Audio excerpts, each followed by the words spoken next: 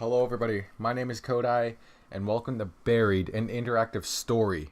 Now, this game is very narrative, and it involves a lot of me reading and doing a lot of storytelling. So if you're not into these kind of games, then just you don't have to watch this. But I love these story-driven games. Now, by my side is Darius, aka Infamy Gaming. There'll be a link to his channel in the description down below, so go check him out. He's kind enough to let me use his microphone and his editing software because, as you all know, my editing software sucks. And my microphone is alright, but not compared to this actual microphone. So yeah. Now, we're gonna be recording for a while because we're gonna do one chapter, and it's gonna be a fun-filled adventure. I'm kidding. It might be really scary, and you shouldn't watch this before you go to bed. But let me just start off by saying, Buried is an interactive story. The plot will change based on the choices you make. The story is broken into 5 chapters. Play straight through or at your own pace. There's no waiting and no pauses. Enjoy and choose wisely.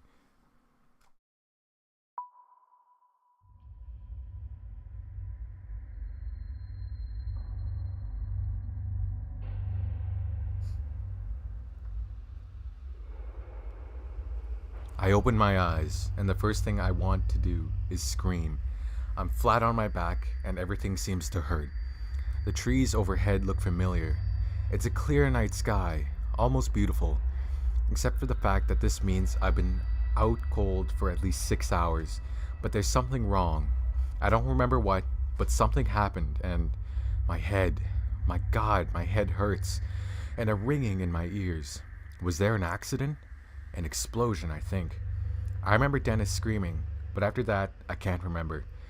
As I sit up, I notice that my hard hat has been thrown off. I look around the area, but it's not here. It feels strange to go anywhere without my hard hat, but I've got to find the other members of the crew. They could be in danger. So, a hard hat seems kind of irrelevant. I think searching for the crew and finding others is a lot more important than just searching for your hard hat. The crew. Yeah, you want to go for the crew. We're going to go for the crew. I decide my hat can wait until I figure out what's going on. I get up and take a look around the logging site. I smell something burning and don't hear any engines running. Wait, something isn't right. Was it the bulldozer? Maybe the damn thing overheated for the last time. Maybe the engine finally blew. What a mess. Well, maybe I'm jumping to conclusions. Only one way to find out, I guess. I walk over to the center of the logging site and don't like what I see. Ooh.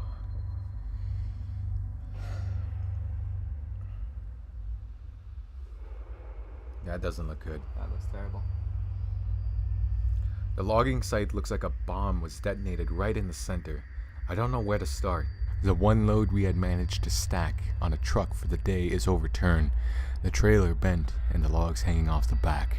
Where the hell is everyone? My head is killing me. This ringing in my ears. I can't hear anything. Not birds, not my footsteps, nothing. It makes me wonder if I hit my head after my hard hat flew off. I run through a quick mental checklist to make sure my brain is still working. My name is Roger Hastings. I'm 41 years old. The year is 2017. I own a small logging company, and we've been logging in this strip of Kentucky woodland for almost a month now. Okay, so my brain works. That's a relief. But it also makes me fearful because something is certainly not right here. I look around the logging site, my mind trying to figure out what has happened. Just about every piece of equipment has been overturned or tilted. Look at debris, look at truck. Well, there could be someone in the debris, but then there could be someone in the truck as well. Yeah, this is kind of like, I think this is like a split decision for everybody. So, I'm thinking the truck because somebody could definitely be in there. I don't know, like I'm not very logical about this, but I just feel like the truck, like from the bottom of my heart. Yeah. So, truck it is. Truck it is. The truck. The hitch is completely broken, like it was blown off an explosion or a really bad accident. Had there been an explosion, All of the fuel on site would have started a fire, but there's no charring, no burning, nothing. I walked through the area where Dennis had been working. From the looks of it, he'd been moving slowly. He'd only taken down 4 trees today. His metal lunchbox is open, an indicator that he had been taking an early break. But he's not there. No one is here. Where the hell is everyone? I could try to make a call on my cell phone, but its battery is already running really low. Not that it matters. The reception is crap out here. So, with that being said, I think I should save the battery. Yeah. There's no reception. Like you said, the reception is crap, so I think we should save our battery. Yeah, you can't rely on the phone, so. Yeah, we're out in the wilderness, so let's yell out. Hey guys, where is everyone? Tony, Dennis, Frank, Joe. But their names fall flat among the wreckage. I get nothing back other than scaring away a few birds overhead. Might as well start walking and try to find some answers. The highway is almost a mile back through the woods, down the gravel road we used to reach the site.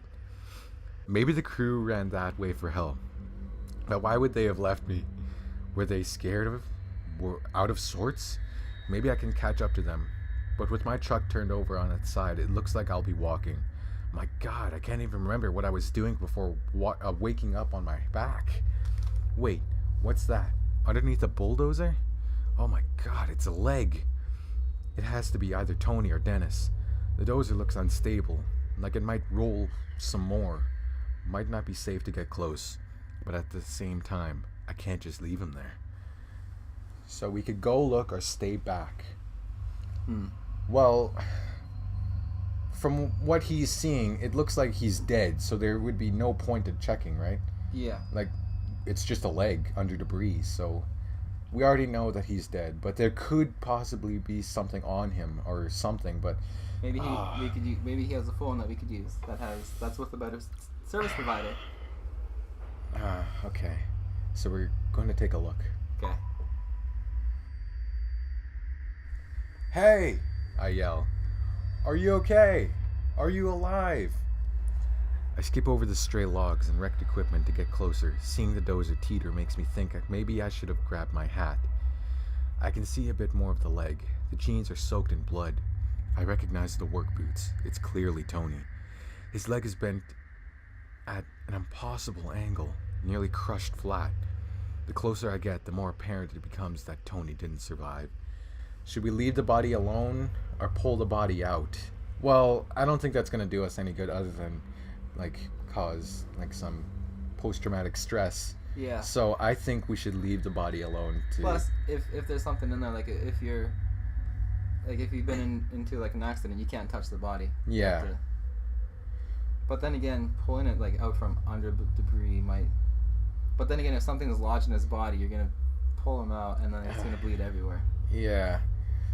But yeah, like I said, from what we've already seen, he's pretty much dead and gone. So I think we should leave the body alone. What do you think? I'm with you on that. Yeah, let's do it. There's nothing I can do for him now. I start to back away slowly. In my shock, I stumble back, suddenly tripping over one of the stray logs. I bang my head hard on one of the logs as I fall. Instantly, I can feel a massive lump forming on the back of my head. Damn, why didn't I grab my hard hat? But what hurts more is the realization that Tony is dead. Looking at him, I feel something rising up in my throat, and I don't know if it's a scream or vomit. But I had to push it away.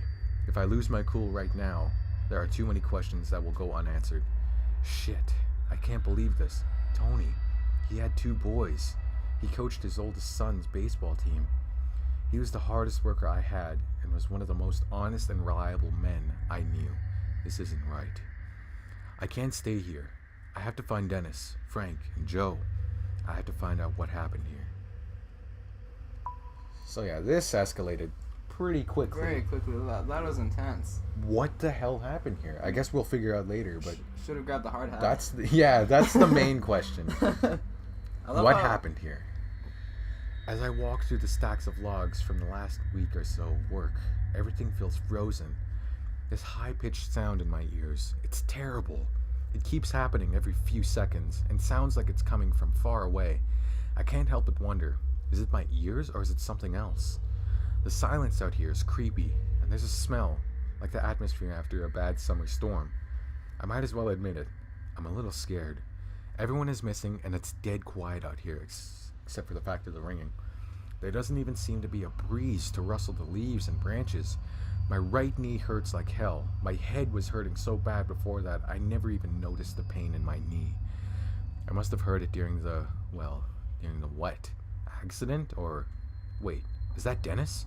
I see him sitting on the ground, motionless, about 30 feet away. Should we yell out or walk up? Well, Walk up, maybe? yeah, yelling out, it's kind of irrelevant. Yeah. So, More professional to walk up to the person, too. yeah. Yeah. Like if he's motionless, maybe he's unconscious. Mm-hmm. He's just sitting there, not moving. I walk up slowly next to him. Dennis, hey man, can you hear me? I tap him on the shoulder. He looks up at me from the ground, clearly coming out of a daze. Yeah, Roger, I hear you, he says. Dennis is built like a wrestler and has the tough personality to match. But in this moment, he looks disoriented and even a little anxious. Though I'm glad to see him, the fear on his usually confident face is alarming. What the hell happened? What's going on? He asks. Don't know. The crew is missing. An explosion, I think. So, we're not 100% sure if it's an explosion. Yeah, it's all just thinking. Yeah, it's just like... We learn our name, though. We are Roger. Yeah, Roger. Yeah.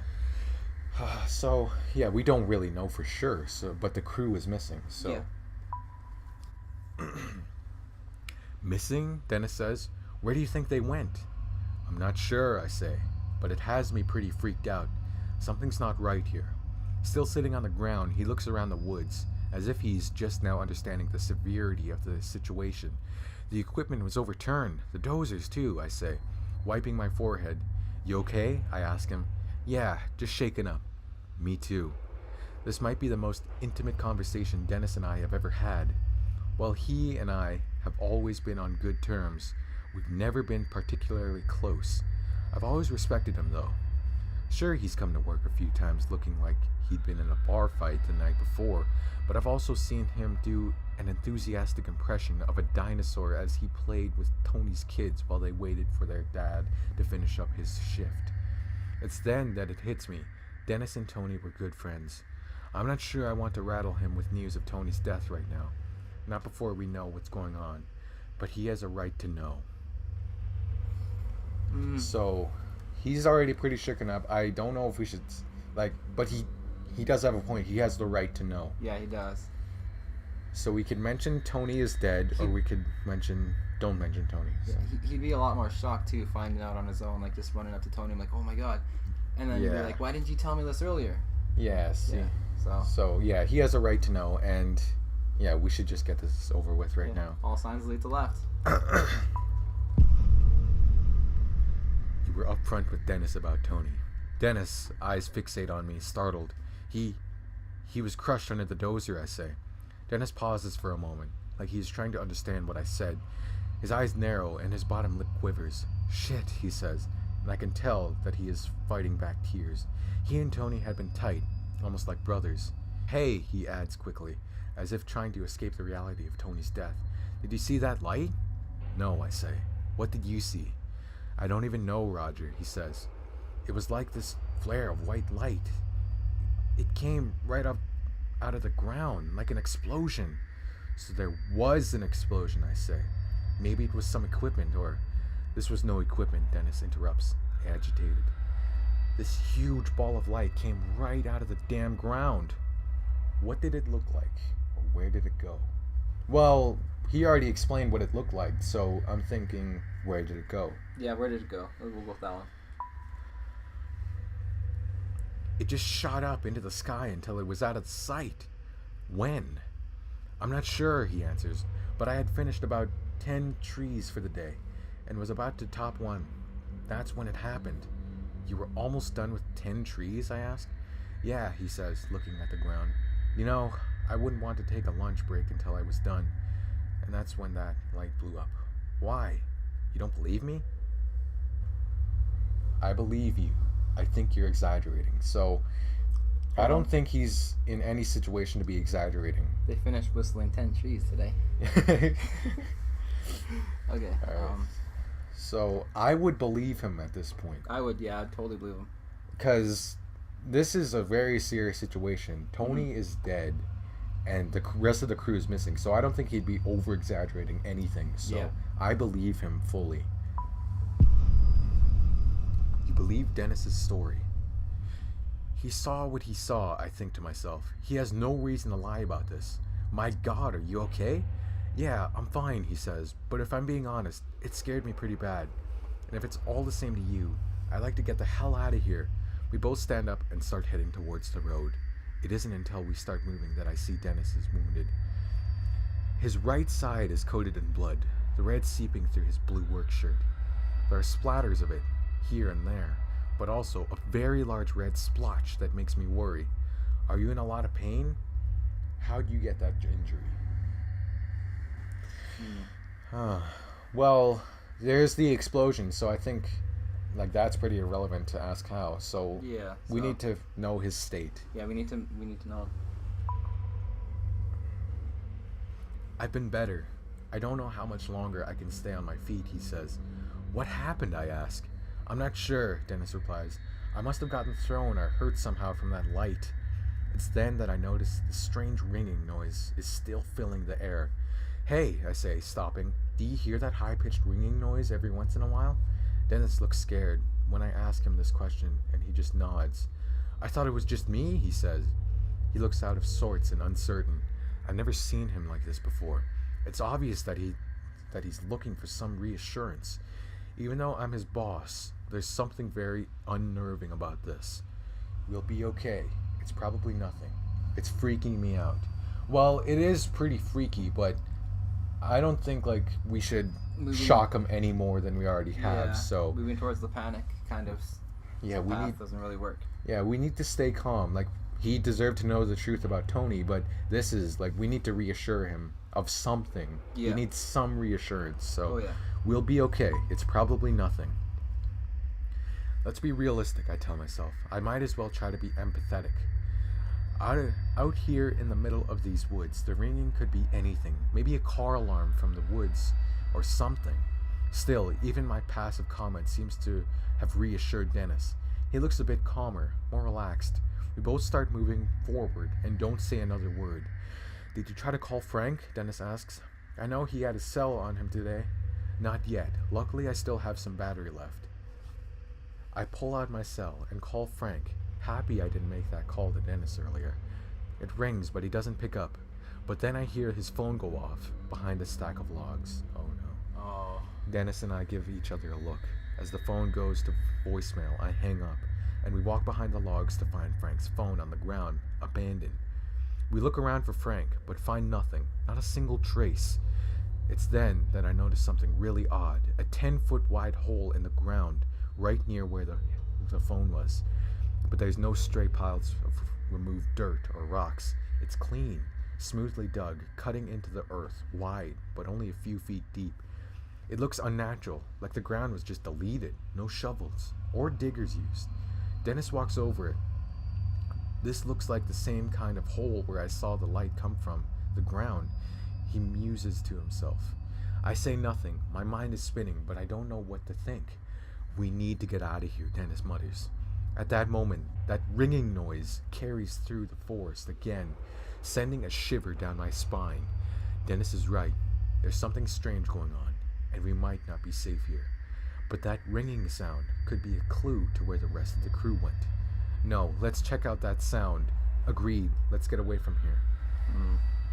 So, this is how I am. I think of other people before myself. That's how I am. So, I don't want to leave without the rest of the crew. So, I think we should keep investigating, but what are your thoughts? I'm with you on putting the crew before us, so I'm all for going checking out that sound. All right. Yeah. No, let's check out that sound. You decide to check out the sound.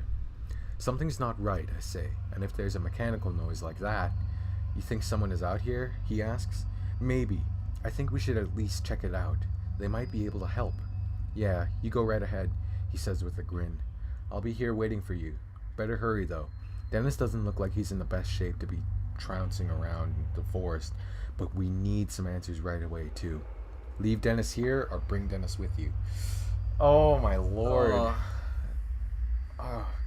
Well, he looks to not be in the best shape, but I still don't feel safe with leaving him here alone. yeah, neither do I. Especially if something else happens, if something comes up, he's gonna want to check it out himself. Yeah.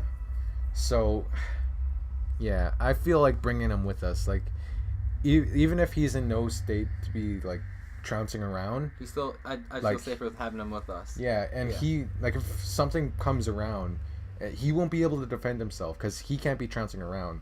So Yeah. that goes two ways. So I'm bringing him with me. Let's do it. You decided to bring Dennis along. No, you're coming with me. I bend over and hoist him up against my shoulder. He resists just barely and then gives in. He looks at me like he's terrified of me now, making a moan in his throat. We start moving through the woods quickly with no idea where the rest of the crew is. I worry they could be in danger. Every tree out here looks exactly the same. I grew up in the country and can find my way around the forest without much of a problem, but I'm feeling dizzy. I'm leaning against a tree when I see something that has no business being out here. Our logging crew has been out here for 3 weeks and I've never seen it before. Ooh, Oh, what have we discovered? my God. Oh.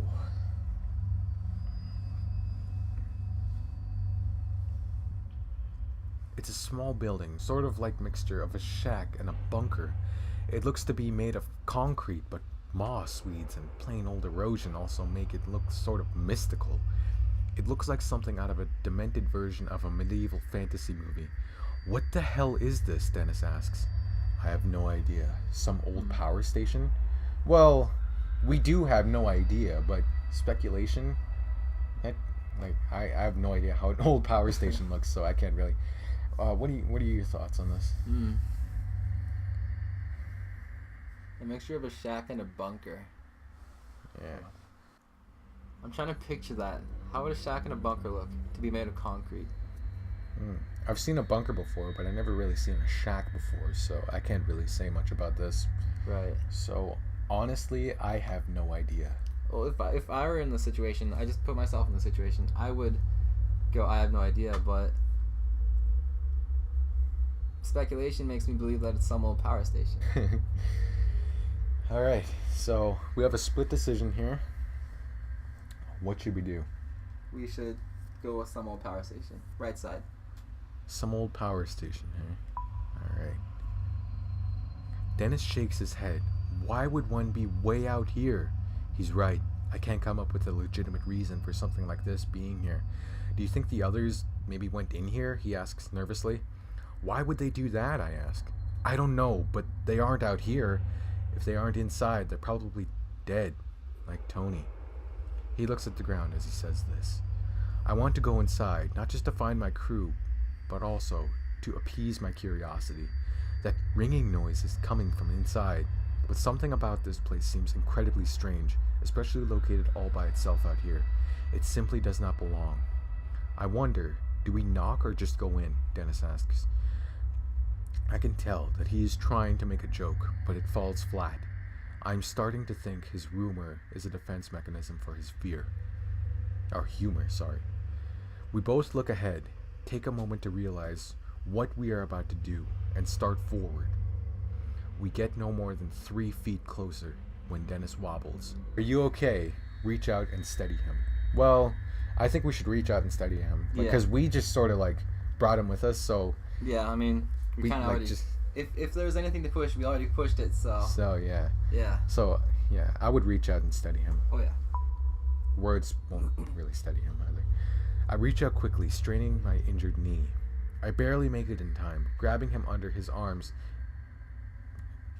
and keeping him from hitting the ground. I'm okay, he said. Just, can you help me walk for a little while? Just help me inside, please. I can't deny him his request. I've never seen him this weak, and it's a little uncomfortable to see. It makes me glad I decided to keep him with me. I help Dennis into the weird little building. The front door opens easily, even though there's clearly a lock on it. Maybe the lock was supposed to keep someone in. It's hard to tell. I still hear that ringing noise. It's definitely coming from in there. Stretching out in front of me is a small interior to match the outside. The building is totally empty. There's a concrete floor and dingy, whatever. Featureless walls. There are no windows, giving the place an even more isolated feel. Still, we hear the ringing noise coming from somewhere in here. It's louder now, more prominent. The interior seems confined. At first, but a small set of concrete steps leads about 5 feet down, revealing a corridor. I wouldn't be safe going in here, but we need to find our crew. Yeah, we gotta know where they're at.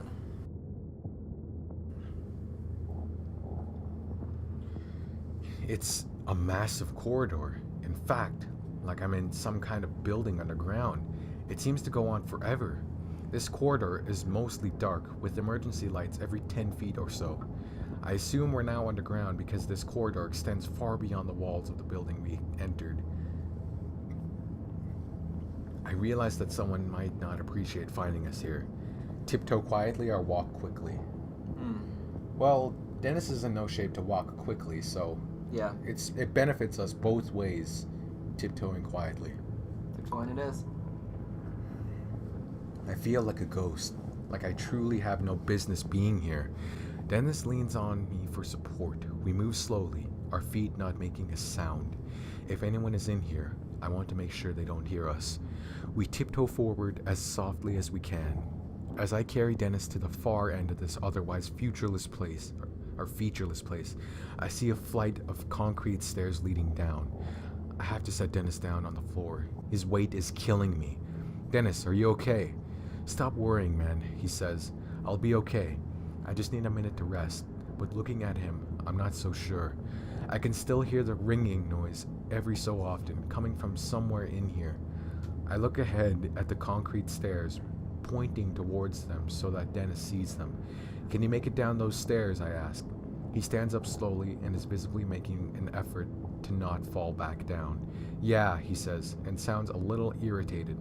He starts for the stairs without me, and I have no choice but to follow. We approach the stairs, and by just looking at them, I get the sense that we're crossing some sort of line here. There may be very well no going back.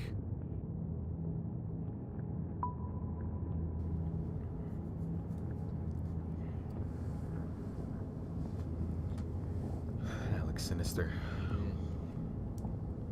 As I head down the stairs, I notice that they look aged. That damned ringing noise is somewhere below, louder than ever. I feel like I'm walking down into the cellar of a haunted house, the light becoming scarce as the stairs take a slight turn. I can feel the temperature drop. Dennis makes it a few steps down before he is leaning on the wall. He's breathing like he just finished a marathon. Pause to give him a break, keep up the pace. Well, I'm a nice guy. I don't want to push him any harder than he already is. Yeah. So, let's pause. Let's give him a break. If this was you, I'd give you a break. Oh, yeah. Let's take a break. I'd give you a break. Let's take a break, I say, putting my hand towards his shoulder to help steady him. Dennis lets out a sigh. Thanks. I don't feel too great, boss. As we both squat down on the stair, my mind seems to lock on the unknown fate of the rest of my crew. Frank is married, and I've met his wife a few times, a nice woman with a huge laugh. My heart sags a bit when I realize I might never again get to hear him belting out classic rock tunes during a lunch break. Joe, well, I don't know too much about him. He's 22 years old and is considering community college. His folks are deadbeats, so he has been providing for himself since the age of 16 or so. Maybe I can still find them and still get to hear Frank singing in his deep baritone voice after a few too many drinks. After a few moments, Dennis says, "All right, let's keep going." We both stand up, leaning on each other. I have to make Dennis stay behind me as I stick my foot out in search of the next step. I can't help feeling like a child as a very powerful fear seizes me. I'm expecting a monster to reach out of the darkness, slicing into my throat. After what feels like forever, we come to the bottom of the stairs. We're closer to that ringing noise now. A door sits securely in the wall and looks just as out of place down here as I feel. A sliver of light seeps through, illuminating the area. The door has what looks like a panel with lots of labels and lights. Small embossed print above the panel says Level 1 entrance gate, transport sector, and there's a button with no label. I don't think we should go pushing buttons. But so yeah, we have an inspection option. So Yeah. I would look at it first before just going up and pushing buttons. So. Yeah, kind of feel like a boost touching buttons right away. So yeah, let's inspect the panel. Alright. The panel looks like a diagnostic or alert system of some kind, each label meant to communicate some status. Lockdown engaged, experiment in progress, shutdown engaged. Those all appear to be off, but one of the phrases has a slowly blinking red light next to it, the only powered light on this whole thing. Abnormal entity breach. What the hell?